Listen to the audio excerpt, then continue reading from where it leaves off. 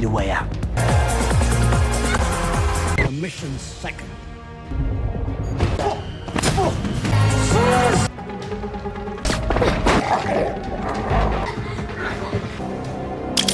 Leave.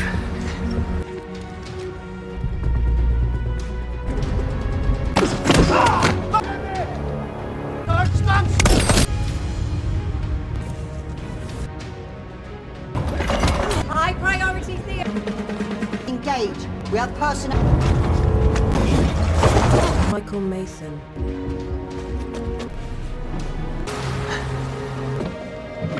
Sure, it's good.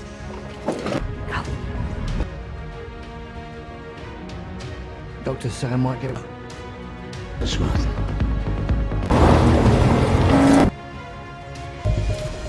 Lights now. My boy. Second the security. Cars out front. In the back. Come here. Tisha. The same time. You were my dear And you know it. Mason. I got you.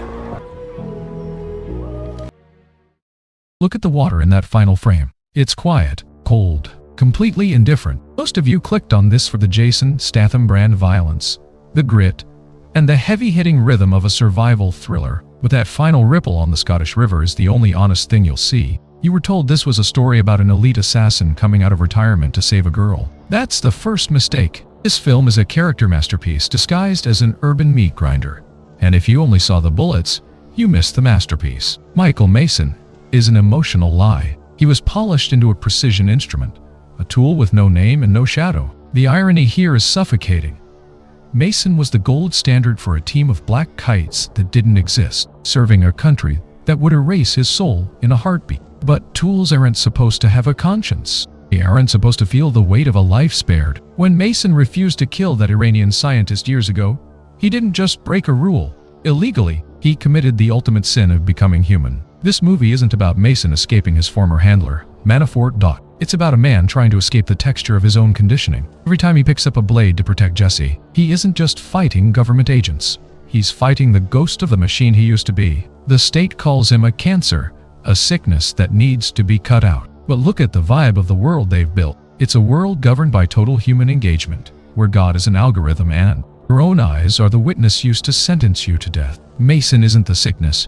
He's the cure that the machine is desperately trying to vomit out. We're uncovering the hidden choices that turn a standard thriller into a study of human breaking points. We're moving past the action to analyze the vibe of a man who chose to be a broken gear in a perfect machine. This is the analytical mission for the precision ghost. The world begins with a warning that no one is really supposed to hear. We open on the jagged, unforgiving coastline of the Hebrides, a place where the Atlantic doesn't just meet the land. It tries to swallow it. The air is thick with the German bite, that specific freezing wind that cuts through skin and logic alike. In the middle of this cold desolation stands Michael Mason, played by a Jason Statham who seems to have traded his usual high-octane snarl for something much more terrifying.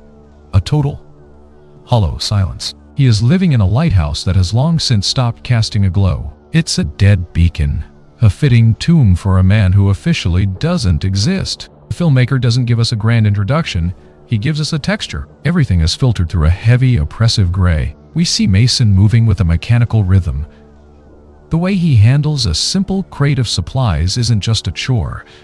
It's a remnant of a life spent handling far more dangerous cargo. Every movement is a ghost of his former training. He moves like a predator who has forgotten why he's supposed to be hungry. Even the dialogue coming over the radio, the clinical, rhythmic reports of wind speeds and storm movements, feels less like weather information and more like a countdown to an inevitable breaking point. Then there is the dog Og, Mason's only companion in this bleak shadow of a life. The animal doesn't even have a name yet. In the world of the black kites, names are a liability. Names carry a burden. By refusing to name the dog, Mason is desperately trying to stay unattached to reality. He is a man waiting for his own clock to run out, living in a space that used to warn ships of danger, yet now serves as the ultimate hiding spot for the most dangerous thing on the island. The choice to start here, not with a high-speed chase or a flashy kill, but with the agonizingly slow drag of a crate across whetstone, is a brilliant script audit. The filmmaker is telling us that Michael Mason's true battle isn't with the government agents coming to kill him. It's with the silence. The irony is suffocating. A lighthouse is designed to be a signal, a way to be seen, yet Mason uses it as a shield to remain invisible. He has turned a symbol of guidance into a monument of isolation. Why did the director lean so heavily into this gray vibe? Because Mason himself is in a moral fog. He is a precision instrument that has been discarded by the hand that used it. There is a profound weight to the way he looks at the horizon. It's not the look of a hero waiting for a mission. It's the look of a mistake that is tired of being hidden. The German bite of the wind reflects the bite of his conscience. 10 years ago, he chose a spark of humanity over a mission. And this desolate island is the price he's paying for that choice. He isn't living here. He's serving a sentence in a prison of his own making. The feeling of this opening is one of intense atmospheric pressure. We feel the salt on our own skin, the damp cold in our own bones. This isn't just setup. It's a sensory immersion into the ghosthood of an operative. When we hear the dialogue about the weather picking up, it's a double meaning that sets the rhythm for the entire film. The storm isn't just coming to the Hebrides. The storm of Mason's past is finally catching up to his shadow. The filmmaker is using this slow, rhythmic introduction to strip away the action hero archetype and replace it with a study of human breaking points. Mason's choice to stay here, to rot in the gray, shows a man who believes he deserves the cold. He is the precision ghost, and he has found the only place on Earth that matches the texture of his soul. Every frame in these first few minutes is a confession of regret. He doesn't want to be found, not because he fears death, but because he fears that being found will force him to feel something other than the cold again. The silence of the lighthouse isn't enough to drown out the noise in Mason's head, so he moves deeper, into the blue. We find him on a small weathered boat, bobbing against a horizon that feels like the edge of the known universe. He isn't just fishing or killing time. He is performing a ritual of erasure. We watch as he slides beneath the surface of the water, disappearing into a world where sound is muffled and the weight of the atmosphere is physical. Down here, amongst the rusted skeletons of sunken ships and the indifferent sway of kelp, Michael Mason is finally at peace because, down here, he is invisible even to himself. The visual palette shifts into a deep, bruising blue, a texture of cold pressure that matches the vibe of Mason's internal world. There is a specific haunting rhythm to the way he breathes through his gear, a steady, haunting hiss that is the only pulse in this underwater graveyard. He moves with a grace that is unsettling. It's the fluid motion of a predator, but there is no prey in sight. He is scavenging. He's pulling scrap from the dark, touching the ruins of a world that was destroyed long ago. It's a mirror for his own existence. Back on land, he walks through overgrown vegetation that is slowly reclaiming the stone walls of his hideout. The world is trying to eat him, to cover him in green and gray until he is just another forgotten ruin on a Scottish cliffside. The dog follows him like a quiet four-legged shadow. The animal watches him with a gaze that feels more human than Mason's own. The dog is the only thing linking him to a rhythm of life that isn't based on a mission or a kill. Yet, the choice to keep the animal at a distance, to keep it nameless, shows the deep scar of his conditioning. He is a man who has learned that anything you love is just a target you haven't lost yet. He treats his survival as a series of small rhythmic choices. Check the perimeter, haul the scrap, feed the dog, watch the horizon. Repeat until the ghost finally vanishes. Why did the filmmaker choose to put Michael Mason underwater so early in this story? It's a profound study of isolation. Most action films would show the hero training, hitting a heavy bag or cleaning a gun. But here, the director shows Mason searching for scrap in the dark. It's a deliberate script audit on the archetype. Mason isn't preparing for a fight. He's preparing for a long, slow disappearance. The water isn't just an environment. It's a shroud. By submerging Mason, the director is telling us that this man feels more at home among the dead things at the bottom of the sea than he does among the living. The human cost here is his inability to exist on the surface. The irony of this sequence is staggering. Here is the gold standard of state-sponsored violence. A man who could pinpoint a target from a mile away, now using those elite skills to find rusted metal in the mud. It's a rhythmic confession of his own worthlessness. He has demoted himself from a king-tier operative to a bottom dweller. The feeling of these scenes is one of heavy, stagnant air. Even when he's above water, the vibe is one of being trapped. The overgrowth around his home isn't just nature. It's a cage. Mason has built a life where the only thing he has to fear is his own memory. The director uses these quiet, wordless beats to establish the burden of Mason's peace. It's a peace bought with the blood of everyone he ever spared and everyone he ever killed. There is a shadow over every frame, a feeling that this quiet rhythm is a lie, a precision of his movements, the way he checks his oxygen, the way he steers the boat, proves that he can never truly leave the black kites behind. You can take the man out of the machine, but you can't stop the man from moving like a gear. He is waiting. Every breath he takes in the silence of the deep is a breath he's stealing from a destiny he tried to outrun. When Mason surfaces and looks back at the lighthouse, he isn't looking for a signal. He's looking to see if the world has finally forgotten he exists. But the texture of the film suggests otherwise. The rhythmic pulsing of the waves and the cold light of the Hebrides act as a countdown. The director is forcing us to feel the comfort of this isolation so that when it's eventually shattered, we feel the same violation that Mason does. This is the irony of the survivalist.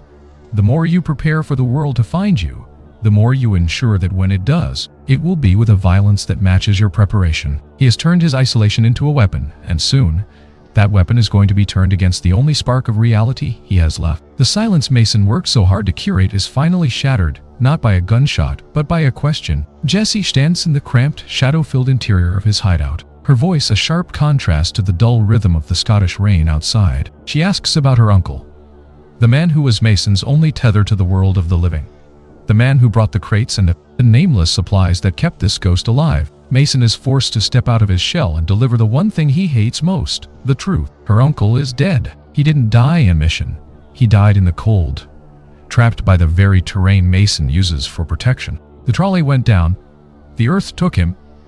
And in that moment, Michael Mason ceased to be a hermit and became a guardian of a debt he never asked to carry. Vibe in this scene is heavy, almost physical in its density. The lighting is stripped down to the bare essentials, casting deep shadows that swallow half of Mason's face, leaving only his eyes to communicate the burden of what he's saying. There's a flickering, unstable texture to the light, mirroring the sudden instability of Mason's life. When he says the words, "he's dead," he doesn't deliver them with the theatrical grief of a standard drama. He says it with the clinical flatness of a man who has seen death so often, it has become a background noise.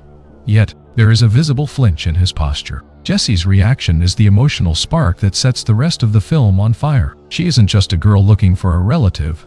She is the ghost of a future Mason thought he had successfully buried. The contrast between her raw, vibrating grief and his stony, practiced isolation creates a friction that you can practically feel through the screen. The room feels smaller now. The walls that were once a shield are now a cage. Mason is no longer alone with his dog.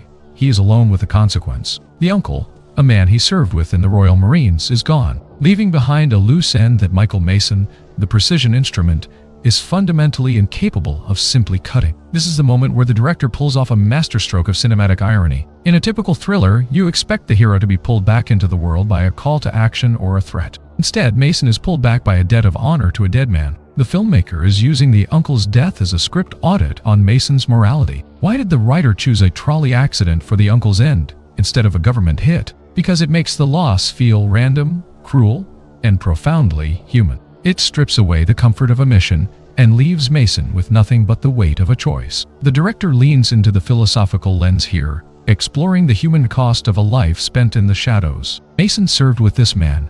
They shared the rhythm of service, the burden of the state, and the shadow of the black kites. By losing his friend, Mason loses his last mirror. He can no longer see who he used to be. The irony is that the more Mason tries to push Jessie away, the more he is forced to acknowledge that her uncle was the only thing keeping him from becoming a total monster. The texture of the dialogue here is sparse, almost skeletal. He was trapped. It's a short sentence, but it describes Mason's entire existence. He is as trapped in that lighthouse as the uncle was under the trolley. The only difference is that Michael Mason is still breathing. The director is telling us that isolation is just a slow-motion way of being buried alive. By forcing Mason to care for the girl, the filmmaker is effectively resurrecting him.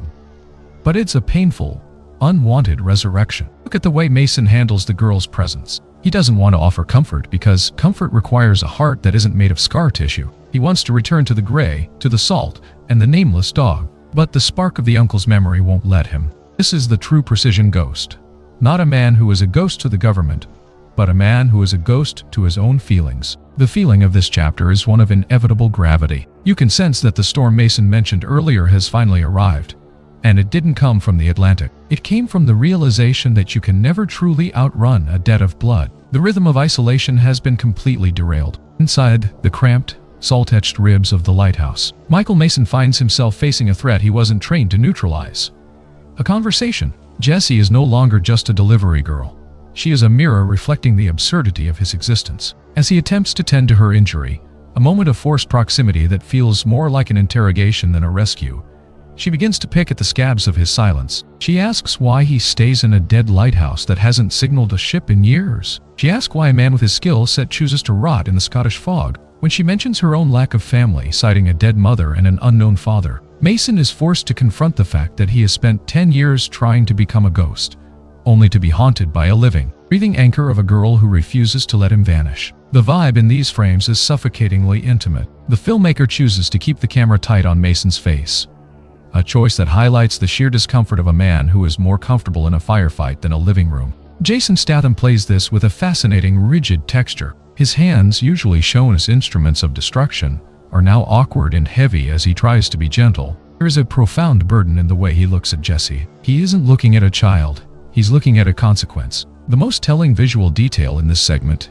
is the dog. Up until now, the animal was a nameless shadow, a fellow prisoner of the Grey. But Jesse changes the rhythm. She names him Jack T. In an instant, the nameless creature is given an identity, and by extension, Mason's isolated world is given a pulse. The choice to have a child name the dog is a classic script audit. It strips away the survivalist's armor. A nameless dog is a tool. A dog named Jack is a family member. Mason's reaction is a masterclass in suppressed panic. He can feel the walls of his ghost status closing in. The texture of the light in the room, amber flickering and domestic, clashes violently with the cold, blue desolation visible through the windows. It's a visual tug-of-war between the life he abandoned and the tomb he chose. The director is using Jesse as a human anchor to drag Mason back to the surface of reality. And the irony is beautiful in its cruelty. For a man like Michael Mason, the state's gold standard assassin, the most terrifying thing isn't the government agents or the black kite shadows hunting him. It's the feeling of being needed. The filmmaker is making a loud statement about the human cost of being a precision tool. When you spend your life being a weapon, you lose the ability to be a person. Mason is terrified of Jesse not because she brings danger, but because she brings meaning. And for a ghost, meaning is a death sentence. Why did the writer choose to have Jesse probe into Mason's past here? Because it exposes the lie of his isolation. It tells her there is nothing here for anyone, but his very presence contradicts him. The irony of the lighthouse, a structure built to save lives that is now being used to hide a killer, is amplified by Jesse's presence. She is the only thing in the world that truly sees him. To the government, he is a cancer or a precision instrument. Jesse, he is just a man in a cold room who is failing at being alone. This is the ultimate burden of the character. He has successfully hidden from the most advanced surveillance network on the planet, but he cannot hide from the honest gaze of a girl who has lost everything. The vibe of this entire segment is one of agonizing friction. Every question she asks is a spark hitting dry tinder. The director wants us to feel the weight of Mason's regret. When Jessie talks about her dead mother, she isn't just seeking sympathy. She is unintentionally reminding Mason of the lives he didn't save, or perhaps the ones he ended. Rhythmic sound of the Scottish wind outside serves as a reminder of the world he wants to stay in. The cold, indifferent world of nature, while the interior dialogue pulls him back into the messy, painful world of people. The naming of the dog Jack is perhaps the most transformative moment in the film's first act. It represents the mistake of connection. In the world of high-stakes thrillers, giving something a name makes it a target. Mason knows this. His silence isn't just a choice.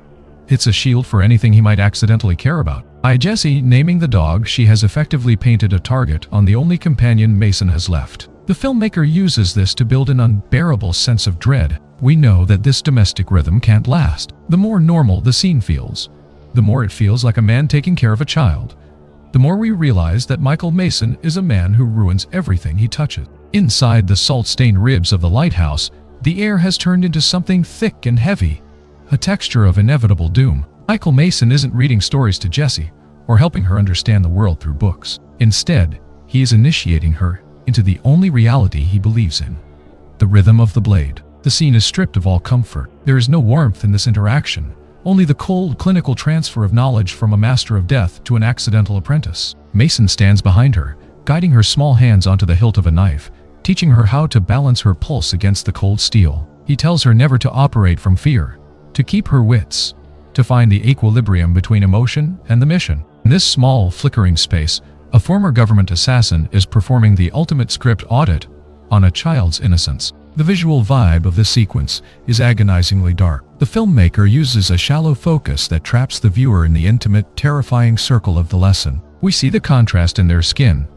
Mason's hands are maps of scar tissue and calluses, while Jesse's are still soft, a visual reminder of what is being lost in this moment. There is a specific haunting rhythm to the way Mason speaks. His voice isn't the voice of a father, it's the voice of a ghost haunting its own successor. When he instructs her to put her thumb up against the hilt, it isn't just a technical detail.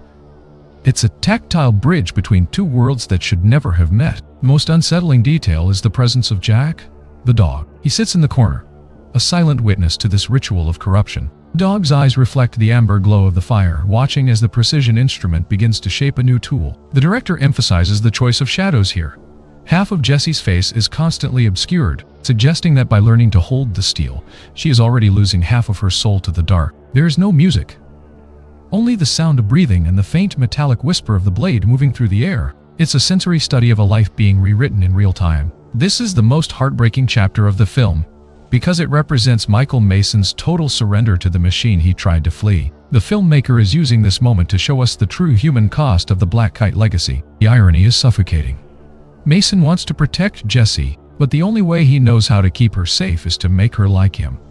A creature of shadow, a thing that doesn't feel. To save her life, he has to destroy her childhood. The director isn't just showing a survival lesson, he is showing a confession of failure. Mason has realized that his decade of isolation was a mistake, a hollow piece that left him with nothing to offer the next generation but the weight of a weapon. Why did the director choose to focus so heavily on the phrase, "never operate from fear"? Because it's the lie that Mason has lived his entire life. He is operating from fear. The fear that he can't stop the world from taking her. The fear that his own shadow is too long to hide her in. By telling her to balance her emotions, he is effectively telling her to kill her heart before someone else does it for her. This is the ultimate burden of the character. He is a man who hates the world he inhabits, yet he is forcing the only person he cares about to learn its rules. The choice to have this lesson take place in the lighthouse, a place designed to warn people away from the rocks, is the film's most cutting irony. Mason has turned the lighthouse into a school for wrecks. He is preparing her for the collision he knows is coming. The vibe check here is one of total atmospheric pressure. We feel the weight of the steel in Jesse's hand because we know it's the anchor that will pull her down into Mason's world forever. The filmmaker is challenging our idea of protection. Is a man a protector if he saves a life by turning it into a weapon? Or is he just ensuring that the cycle of the black kites never truly ends? As the scene concludes and Mason looks at the girl, he doesn't see a daughter or a friend. He sees a precision instrument in training. This is his sin. This is the shadow he can never outrun. He has successfully hidden from the hunters, but he cannot hide from the fact that he has just stolen the spark from a child's eyes to light a fuse. The rhythm of their shared breathing in the silence after the lesson is the sound of a closing trap. Mason has taught her how to hold the blade, but he hasn't taught her how to live with the feeling of the weight it carries. The rhythm of the lighthouse shifts from the physical training of the blade to the intellectual weight of the board. Michael Mason and Jesse sit across from one another, the air between them thick with the scent of wood smoke and the low hum of an impending storm. Between them sits a chessboard, a small, battered collection of wooden ghosts. Jesse makes a move, Black Queen to F2, surprising the man who thought he had mapped every corner of her mind. He didn't know she could play, never asked. In this quiet pocket of time, they are moving carved pieces of wood, while miles above them, in clinical rooms filled with glowing screens, the hunters are moving satellites like chess pieces of their own. The director frames this scene with a specific, haunting stillness. The vibe is one of borrowed time. We see the texture of the wooden pieces, chipped, worn, and heavy, with the history of the man who owns them. The way Mason handles his king isn't just a move in a game. It's a reflection of his own choice to stay in hiding. He moves with a calculated grace that feels predatory. Every click of wood on wood is a rhythmic heartbeat in the silence. Outside the room, the world is widening. The filmmaker cuts away from the warm amber glow of the fire to the cold blue flicker of a government command center. The contrast is a violent script audit. Inside, Mason is playing a game of souls where every loss is felt. Outside, the state is playing a game of data where total human engagement turns a living man into a digital ghost. The lighting in the lighthouse is soft and forgiving, hiding the scars on Mason's face, while the lighting in the ops room is harsh, designed to expose every mistake. Jesse's move on the board is a spark of unexpected agency, a reminder that she isn't just a piece to be protected, but a player in a game she doesn't yet understand. The decision to include a chess match here is a brilliant study in cinematic irony. Chess is often used as a cliché for the thinking man's thriller, but the filmmaker here uses it to highlight the total absurdity of Mason's situation. Why did the director put these two across a board? Because for Michael Mason, life has always been a series of sacrifices. He was trained to be a pawn for the Black Kites, a piece moved by the hand of the state. By playing with Jessie, the irony becomes clear. He is trying to teach her how to think 3 moves ahead so she doesn't end up like him, a discarded piece on a forgotten board. The cinematic philosopher lens reveals the true burden of this moment. Mason calls her a worthy opponent, but the real opponent isn't sitting across the table. The opponent is the algorithm. Filmmaker is making a loud statement about the human cost of modern warfare. Mason is relying on intuition, on the feeling of the wood and the rhythm of his gut. Meanwhile, Manafort is relying on analytics and fear. The director uses this chapter to audit the idea of control. Mason thinks he's in control of the room, of the dog, and of the girl's training. But to the ops room proves that he is just a high-value target in a larger engine. The irony of the Black Queen move is that Jessie is the most powerful piece on Mason's board, but she's also his greatest vulnerability. The total human engagement system, affectionately called fear, is the grandmaster here. The feeling of the scene is one of a closing trap. We want to enjoy the domestic rhythm of the chess match, but the filmmaker won't let us. He keeps reminding us of the eye in the sky. This is the human cost of the precision ghost. Mason can outfight an assault team and outthink a handler, but he can't outrun a world that has turned God into a server. Board is a microcosm of the entire film, a small space where every move has a consequence. And the only way to win is to realize that the game was rigged before you even sat down. The rhythm of the wood-on-wood clicks is being replaced by the rhythmic ticking of a clock Mason can't hear. The game isn't starting, it's already over. The rhythm of the story suddenly snaps. We are ripped away from the salt-etched solitude of the Scottish coast and thrown into the sterile, air-conditioned heart of London. The vibe shifts instantly. The amber glow of Mason's fire is replaced by the harsh, clinical glare of fluorescent lighting in a government committee room. Here, the precision ghost is no longer a man. He is a data point being debated by people in expensive suits who have never felt the German bite of a North Sea wind. Prime Minister is under fire. A massive hack has exposed the state's greatest lie. A secret intelligence supersystem known as Total Human Engagement Analytics, or, as the insiders call it with a sick kind of irony, fear. Fear. The director uses a very specific texture for these London scenes. Everything is sharp, cold, and blue. The camera moves with a mechanical, sweeping rhythm that mirrors the surveillance system it's describing. You see screens filled with the rhythm of the British population, their calls, their voting patterns, their digital shadows being harvested and fed into an algorithm. It's the ultimate script audit on the concept of privacy. The Prime Minister stands before the committee and delivers a line that serves as the moral anchor for the entire film.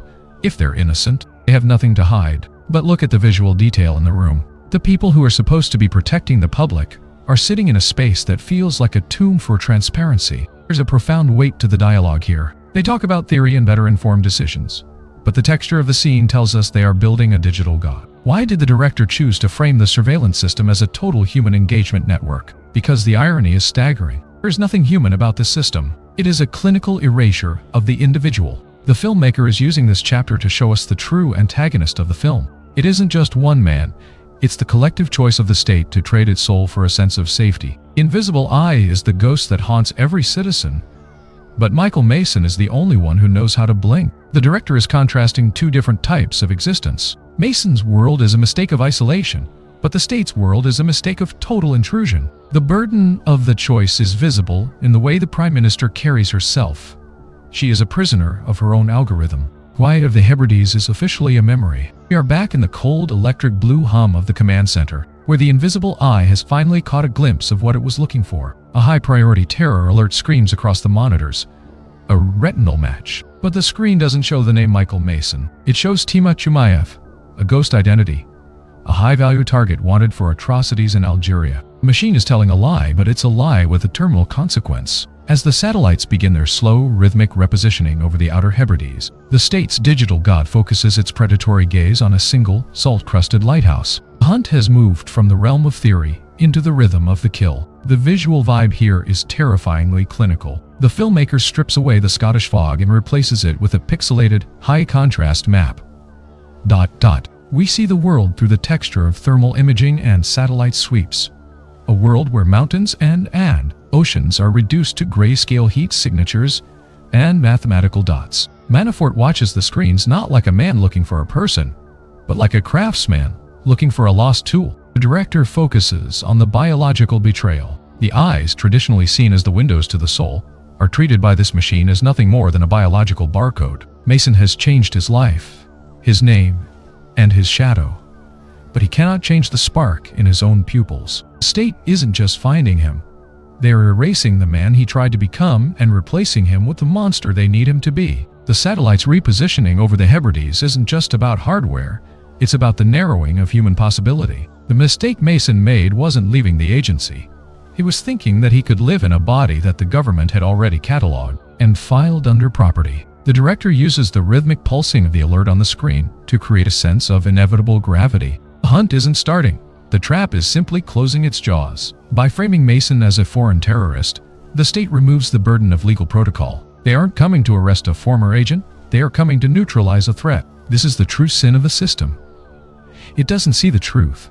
It creates a rhythm of fear that justifies its own existence. The vibe has shifted from the slow drag of isolation to the sharp, cold edge of a death warrant. The domestic rhythm of the lighthouse, the quiet clicks of chess pieces and the low hiss of the amber fire, is violently terminated. The storm Michael Mason warned of has arrived in the form of Alpha Team. We transition from the warmth of a shared meal to the freezing reality of a weapons-free kill order. The sanctuary that Mason spent 10 years building out of salt and silence is instantly reclassified by the state as a target. Inside, Mason is forced to shove Jesse into a bathroom, turning a place of refuge into a bunker of terror. He isn't just fighting for his life anymore. He is fighting to keep the precision ghost from swallowing the only living thing he has left. Outside, the night is alive with the hum of high-tier hunters who view him as nothing more than a biological error to be corrected. The visual vibe of this sequence is one of absolute sensory violation. The filmmaker uses a jarring contrast between the warm, soft amber of the interior and the harsh,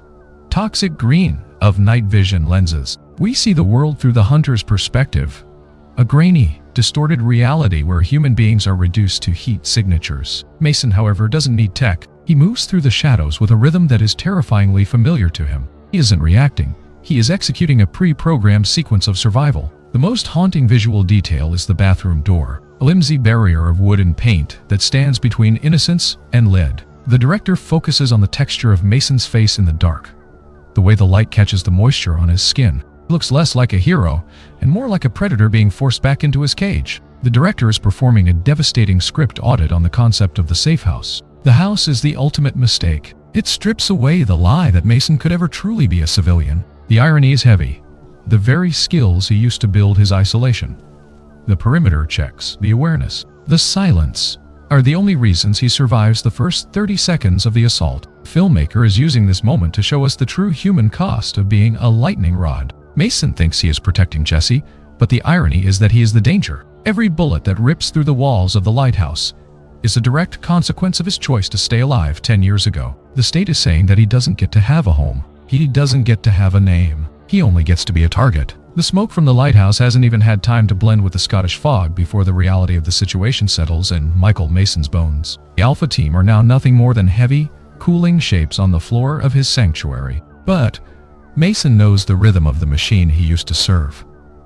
One failed pulse only triggers a stronger one. The invisible eye isn't just watching anymore, it is hunting. In the frantic, rain-lashed darkness of the Scottish coast, Michael Mason is forced to perform the most agonizing script audit of his life. He has to leave. He has to abandon the only home he's ever truly owned to protect a girl who has become his ultimate weight. He is severing the last tether to his peace. He isn't just fleeing an island, he is undergoing a second death. The director captures this departure with a visual texture that feels like a bruise. The vibe is one of profound, cold water mourning. We see the rain slicking Mason's face, turning his skin into the same gray stone as the cliffs he's leaving behind. The filmmaker uses a handheld, unstable camera rhythm here, mirroring the collapse of Mason's carefully curated stability. The most devastating detail in this segment is the abandonment of the dog, Jack. Just chapters ago, the animal was a nameless shadow. Now, he has a name, a pulse, and a place in Mason's heart. The choice to leave the dog behind is a masterclass in cinematic cruelty. Mason knows that a dog named Jack is a target, but a dog alone on a Scottish island is just an animal. By shouting his command, Mason is trying to scream his own humanity into the wind. Leaving the Hebrides is Michael Mason's second death, and it is far more painful than the first one he faked a decade ago. This isn't an escape, it's a regression. By stepping off that island, Mason is resurrecting the ghost he tried to bury. He's trading the quiet, salt-etched peace of a hermit for the loud, rhythmic violence of an operative. The human cost here is that to save Jesse, Mason has to become the very thing he hates. A creature with no home and no attachments. The state's curiosity is a terminal illness. The moment Jesse is identified as Mason's Achilles heel, her life ceases to be her own and Dan becomes a tactical coordinate for the next strike team. The irony is heavy. Mason stayed in the lighthouse to warn himself of the world's dangers, but his very presence there turned the lighthouse into a magnet for the storm. We are yanked out of the raw, salt-sprayed reality of the Scottish escape and plunged back into the airless, fluorescent purgatory of the London command center. The rhythm here is different.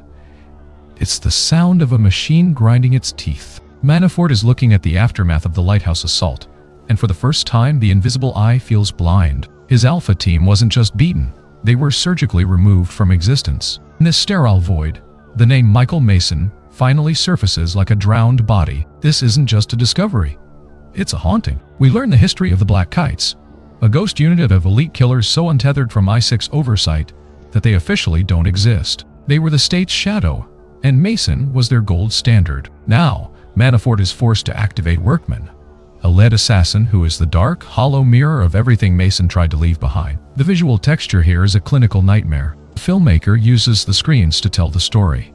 Pixelated archives and corrupted mission logs that act as a digital obituary for a man who is still breathing. There is a specific, cold rhythm to the way the data is manipulated. We see self-deleting code eating away at Mason's past, a visual metaphor for the state's attempt to erase its own mistakes. When Manafort looks at the screen, the blue light catches the deep, weary lines of his face, making him look less like a man, and Dan, more like a relic of a dying empire. Workman doesn't need a grand entrance. He is introduced through the feeling of his activation. He's the nearest 2-1 asset, a phrase that strips away every ounce of his humanity. The filmmaker is using the Black Kite's shadow as a profound study in the irony of loyalty. Why did the director choose to label these killers as kites? Because kites are tethered.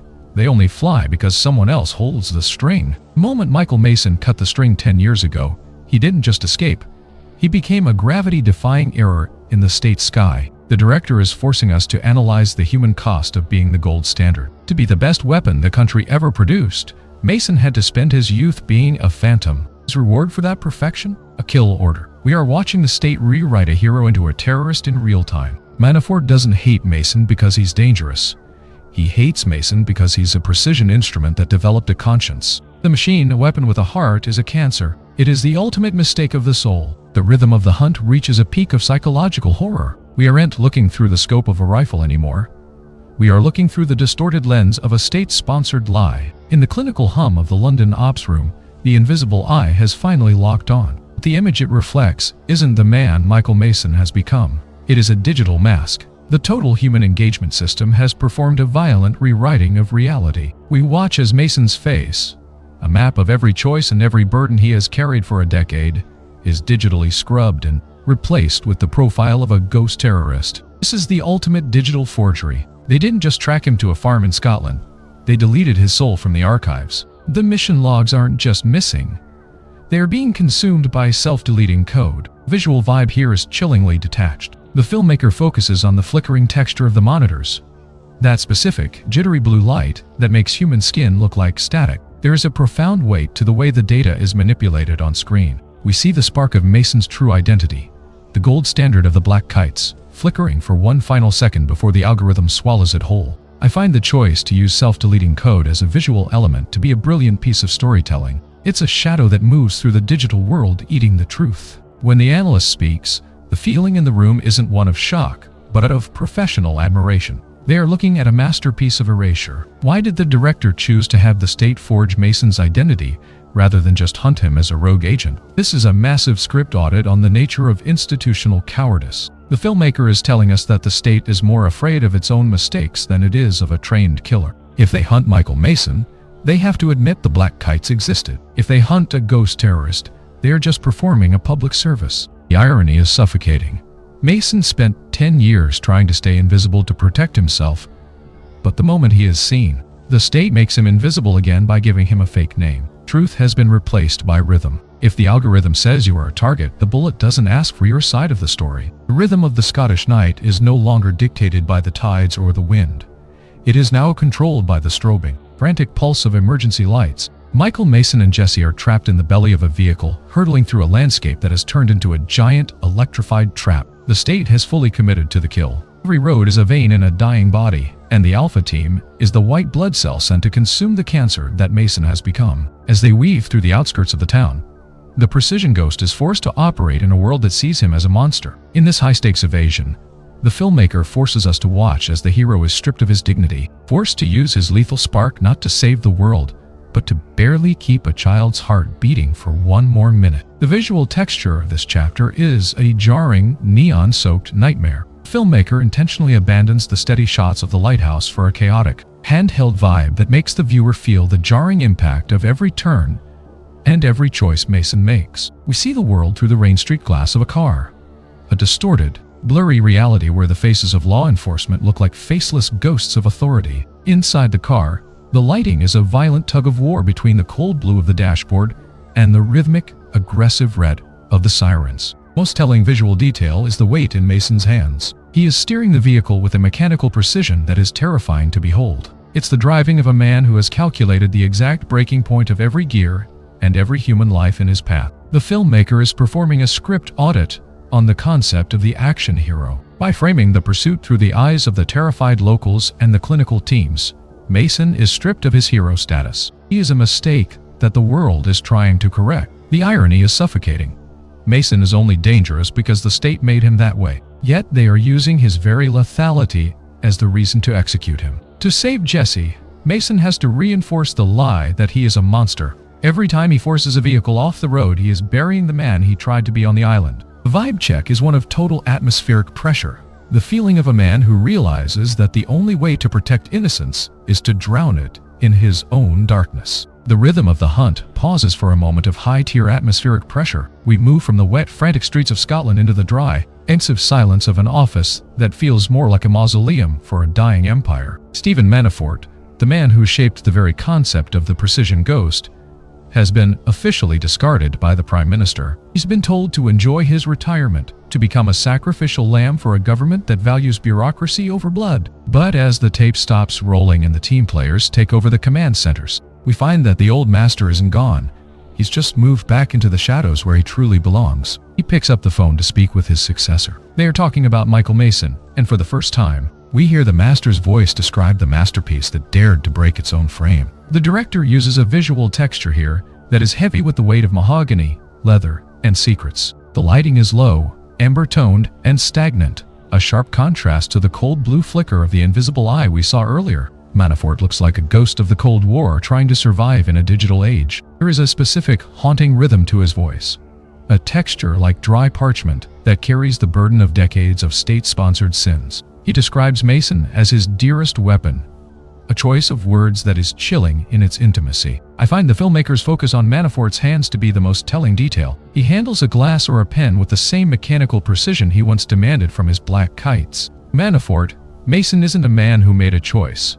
He is a gold standard that suffered a catastrophic glitch. The director is performing an essential script audit on the relationship between the weapon and the smith. Why did the writer choose to have Manafort call Mason a cancer? Because it is the ultimate cinematic irony. Cancer is just a cell that stops following the pre-programmed rhythm of the body and starts living for itself. By choosing humanity over blind obedience, Mason didn't just fail a mission.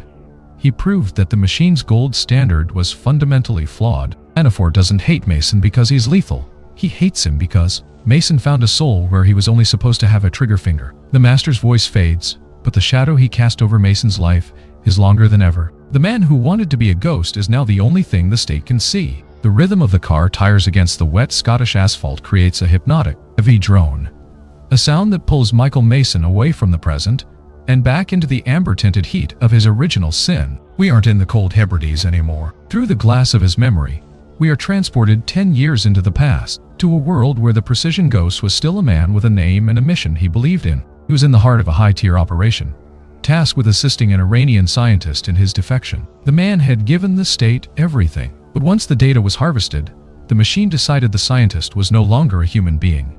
He was a liability, a loose end. Mason was given a rhythmic clinical order: kill the target for deniability. In that flickering, desert-heated moment, Michael Mason performed the ultimate script audit on his own soul. He didn't pull the trigger. He chose the mistake of mercy. The director uses a visual texture for this flashback that feels completely disconnected from the rest of the film. While the present is a bruising blue and gray, the past is draped in a sickly, overexposed gold. It's the vibe of a world that is too bright to hide the truth. We see Mason's face, 10 years younger, yet somehow carrying the same burden of silence. The filmmaker focuses on the spark in Mason's eyes as the order comes through his earpiece. It's a mechanical hiss, a cold command that clashes with the warm human breathing of the man sitting across from him. The most telling visual detail in this segment is the weapon. Mason holds it with the same precision he's used throughout his life, but for the first time, the weight of the steel seems to be pulling him down. When he finally lowers the blade, the choice isn't a grand heroic gesture.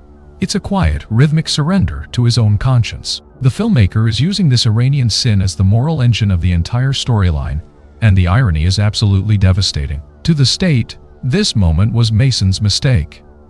The moment their gold standard broke and became a cancer. Through the lens of a cinematic philosopher, this was the only moment Michael Mason was ever truly a hero. The director is challenging us to look at the human cost of deniability. The government didn't want the scientist dead because he was an enemy. They wanted him dead because his existence was a complication. In the world of the black kites, a life is just a data point that can be deleted to keep the rhythm of the machine smooth. By simply saying no, Mason did more damage to the system than any bomb ever could. He proved that a precision instrument could have a soul, and that is the one thing the machine cannot calculate. The rhythm of the Scottish wilderness has been replaced by the jagged electric pulse of London's Isle of Dogs. Michael Mason is no longer navigating salt marshes. He is navigating a different kind of swamp, one made of neon, concrete, and the discarded lives of the urban underworld. He has come to find Arthur Booth, the tech-savvy ghost who once helped him bury his identity in the digital mud. But the mission has changed. Mason isn't looking for another hole to crawl into. He's looking for a way out for Jesse. To do that, he has to step into the market of souls and confront Kamal Shah, a violent trafficker who exists in the cracks of the world. The irony is sharp enough to bleed. The gold standard of state morality is forced to bargain with the lowest form of human greed. To save an innocent life, the precision ghost must wade through the very filth he was once paid to stay above. The visual vibe of this sequence is a masterclass in sensory disorientation. The filmmaker strips away the steady horizon of the Hebrides and replaces it with a claustrophobic, strobe-lit nightmare. We see the texture of the nightclub, the sweat, the rhythmic thumping of the bass that feels like a physical heartbeat, and the way the red and purple lights turn human faces into distorted masks. Mason stands in the middle of this chaos like a stone in a river. He doesn't move with the crowd. His rhythm is still that of a predator, static and focused. It is a room filled with screens and wires, a mirrored version of the state's command center, but smaller, dirty, and more honest. The filmmaker uses the flickering lights of the club to suggest that in this place, your choice is always a shadow of your price. Mason has brought Jesse, his Achilles heel, into a place where souls are traded like scrap metal. The filmmaker is using the market of souls to explore the ultimate human cost of Mason's rebellion. Why did the director choose to have Mason seek help from a trafficker, rather than a legitimate ally? Because it highlights the total isolation of a rogue operative. When you leave the machine, you lose the luxury of clean hands. The irony is suffocating. Kamal only exists because Manafort and the state allowed him to operate with impunity in exchange for ratting out the competition. The underworld and the government aren't enemies in this story. They are just different departments of the same meat grinder. This is the burden of his humanity. To save Jesse from the clinical, digital death of the state, he has to risk her being swallowed by the raw, physical horror of Kamal's world. The texture of survival is never a victory. It is always a trade. The rhythm of the escape has reached its most agonizing beat. We are standing on the edge of the world, or at least the edge of the Isle of Dogs, where the water is black, stagnant, and smells of diesel and old regrets. Michael Mason is standing by a weathered boat, the very thing meant to carry Jesse away from the fire he brought into her life. This is the moment of the ultimate choice. Jesse, clutching the baggage of a new identity and a stack of euros that represent the price of her soul, looks at the man who saved her soul and asks the one question he cannot answer with a precision strike. I could come with you. But Mason knows the texture of his own life too well. He knows that to keep her safe, he has to become a ghost again. He has to break her heart to save her pulse. The filmmaker drapes this entire sequence in a vibe of cold finality. The lighting is sparse, catching only the steam of their breath in the freezing night air and the dull metallic glint of the boat's hull. There is a profound weight to the way Mason handles the passport and the money. He isn't just handing over travel documents, he is handing over a death warrant for their relationship. We see the spark of hope in Jesse's eyes, the mistake of thinking that survival means staying together, and it clashes violently with the rigid, stony rhythm of Mason's posture. He stands like a man already underwater, muffled and distant. When Mason says, "You don't want this life," always on the run, his voice has a texture like jagged glass. He isn't just warning her, he is mourning himself. The filmmaker is exploring the idea that true protection is often a form of self-inflicted exile. The irony is suffocating. Mason spent the entire movie fighting strike teams and invisible eyes to keep this girl alive, only to realize that the most dangerous thing in her environment is him. His shadow is too long. His ghost status is infectious. By pushing her onto that boat, he's performing a surgical removal of himself from her future. It is the most precise thing he has done in the entire film, and the most devastating. A weapon doesn't have a family. A weapon doesn't go on a boat to Spain to start a normal life. Mason is returning to the gray of his isolation, but this time, he's doing it without the comfort of his nameless dog or his lighthouse. He is choosing to be alone so that she doesn't have to be a target. It is a choice made of pure, unadulterated weight. The silence of the goodbye pier is instantly vaporized. We are back inside the market of souls, but the vibe has mutated from a place of negotiation into a literal urban meat grinder. Michael Mason is no longer the man who holds the cards. He is a body caught in the gears of a high-tier ambush. The state has finally stopped pretending to use precision and has instead chosen to use raw, overwhelming mass. As strobe lights fracture the air into jagged shards of red and white, the Black Kite elite move in. They aren't here to arrest him. They are here to grind the precision ghost into the concrete. Mason is exhausted, wounded, and emotionally hollowed out by the goodbye he just forced on Jesse. This is the moment where the hero stops being an operative and starts being a rhythmic struggle for breath. The filmmaker delivers a visual texture in this nightclub sequence that is designed to induce a sense of panic. The vibe is a claustrophobic riot of sensory overload. We see the strobe lights flickering at a frequency that feels like a physical assault, mirroring the way the invisible eye is trying to overwhelm Mason's senses. The bass from the club's sound system acts as a heavy, distorted heartbeat for the scene, a rhythm of impending doom that swallows the sound of gunfire and bone-breaking impacts. Mason abandons the polished gold standard efficiency for something far more desperate. He is stumbling. He is using the environment, bottles, railings, the very architecture of the club, not as a tactical choice, but as a crutch. We see the black kites as faceless shadows, moving with a robotic certainty that contrasts sharply with Mason's agonizingly human struggle. The director is using the urban meat grinder to expose the final lie of the operative lifestyle. The filmmaker is showing us the human cost of being the best. Mason is being punished by his own reflection. The men hunting him are younger, faster, and still fully plugged into the machine's rhythm. The irony is suffocating. The very state that trained Mason to be a ghost is now using that same ghost training to haunt him. This isn't a fight he can win by being precise. It's a fight he can only survive by being willing to bleed more than the machine can calculate. The nightclub represents the world Mason tried to ignore while he was in his lighthouse. The loud, messy, neon-soaked reality of total human engagement. Every hit he takes in this club is a rhythmic reminder that the world doesn't stop turning just because you decide to close your eyes. The urban meat grinder of the nightclub is now a fading echo, replaced by a silence so heavy it feels like a physical weight. Michael Mason has survived the strobe-lit ambush, but he hasn't escaped the shadow of his own conditioning. He is no longer a man being hunted. He has transitioned into the final rhythm of his nature. We find him inside the inner sanctum of the state's most guarded ghost, the office of Stephen Manafort. This is the heart of the machine. The vibe here is stagnant, frozen in the texture of old leather, expensive whiskey, and the dry scent of decades-old secrets. Mason isn't there to trade blows or reach into secrets. He's there to sit across from his creator and perform the ultimate script audit on the man who turned him into a precision instrument. The filmmaker frames this final confrontation with a clinical, almost terrifying stillness. The camera doesn't jitter here, it stares. We see the profound contrast between the two ghosts. Manafort sits behind a desk that has acted as the hand of the state for a generation. He looks untouched by the rhythm of the street. He is a man of ink and orders. Opposite him is Mason, who looks like he has been dragged through the very marrow of the world. He is covered in the texture of the Scotland rain, the London grease, and the red spark of his own blood. The most unsettling visual detail is the vibe of the lighting. It's amber, warm, and deceptively domestic. It's the feeling of a study where a father might speak to a son. But the irony is that this father only ever wanted a weapon. The director is using this moment to explore the total human cost of the creator's obsession. The irony is suffocating. Manafort believes that because he didn't pull the trigger on Mason in Iran, he is owed loyalty. He sees his mercy as a gift, but Mason sees it as a burden. A decade of being a phantom because one man couldn't bear to see his gold standard destroyed. Manafort tells Mason, "We are who we are." And in that single sentence, he tries to erase everything Mason found in Jesse's eyes. He is trying to tell the weapon that it can never be anything but steel. Institutional evil doesn't look like a monster.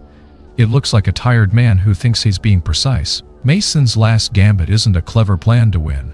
It's a rhythmic surrender to the reality that neither of them can survive this storyline. The noise has finally stopped. The strobe lights of the nightclub, the clinical hum of the London ops room, and the frantic barking of the hunt have all bled into a single, hollow silence. We are back at the water. But it isn't the raging Atlantic of the Hebrides. It is a quiet, nameless river. Ripples moving with a slow, indifferent rhythm that doesn't care about states, or badges, or elite kill teams. Michael Mason stands on the bank. A man who has successfully dismantled the hand that created him. Manafort is no longer a master whispering orders. He is a ghost of the past. The invisible eye has been blinded, at least for this one moment in time. But as Mason looks out at the gray expanse, we realize the ultimate irony of the precision ghost. He didn't win a new life. He simply earned the right to be truly, completely invisible. The filmmaker concludes the journey with a visual texture that is almost agonizingly still. The camera doesn't move. It lingers on the weight of Mason's silhouette against the fading light. There is no spark of triumph in his eyes. Instead, there's a deep, rhythmic exhaustion that Jason Statham wears like a second skin. We hear a news report about Roberta Frost taking over the machine.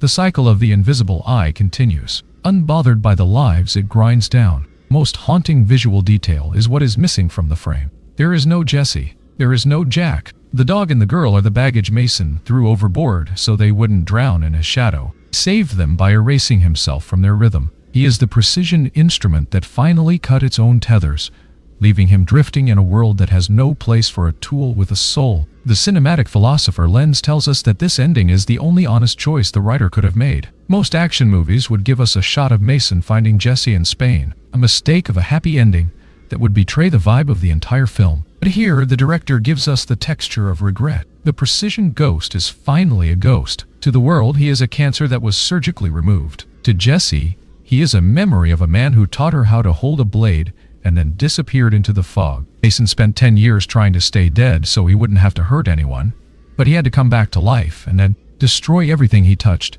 just to ensure a girl could breathe in a normal world he can never inhabit. Why did the director choose to end on a ripple in the water? Because a ripple is a feeling of an impact that is already gone. It is the visual manifestation of Mason's entire existence. He made an impact in Iran, he made an impact in Scotland, and he made an impact in London. But the water always smoothens out. Machine, the state, the surveillance system, is like that river. It just keeps flowing.